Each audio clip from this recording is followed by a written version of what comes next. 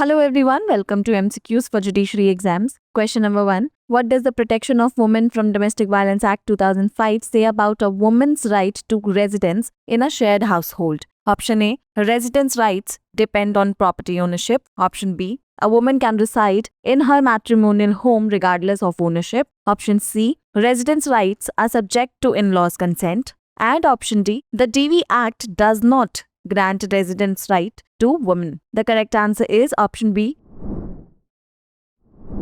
In Kushwant Kaur versus Srimati Gagandeep Sidhu and others, the Delhi High Court ruled that a woman's right to reside in her matrimonial home under the DV Act is not dependent on property ownership.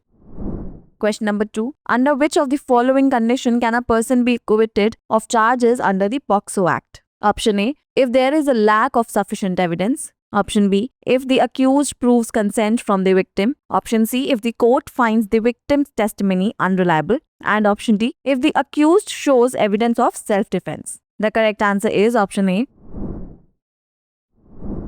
In the case of Shaja Ali through Parokar Bano Khatun versus State through SHOPS Madhur Vihar, the Delhi High Court acquitted the accused due to insufficient evidence to support the charges under the POCSO Act and IPC. Question number 3. Which state adopted the Panchayati Raj system in 1959? Option A. Rajasthan, option B. Karnataka, option C. Gujarat, and option D. Punjab. The correct answer is option A.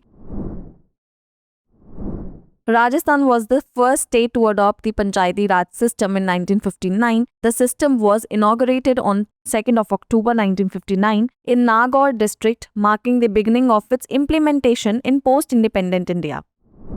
Question number 4. Compensation can be awarded to the victim of a penal offence under the dash of the CRPC. Option A. Section 340, option B. Section 357, option C. Section 357A, and option D. both B and C. The correct answer is option D.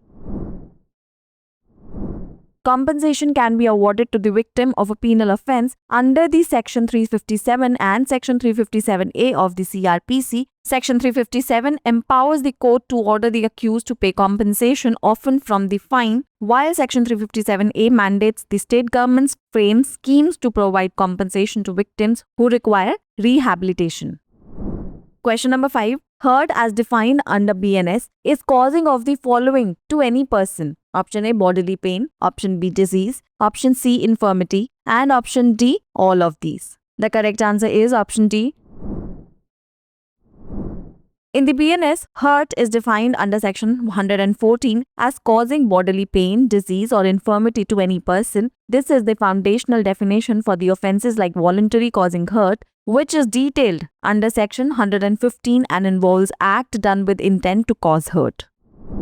It's the time for practice question. A decree shall not operate as res judicata when? Option A. Judgment is passed by a court which does not have subject jurisdiction. Option B. Judgment is obtained by fraud. Option C. If collusion is proved between parties. And option D. all these. Pin down your answers in the comment section below.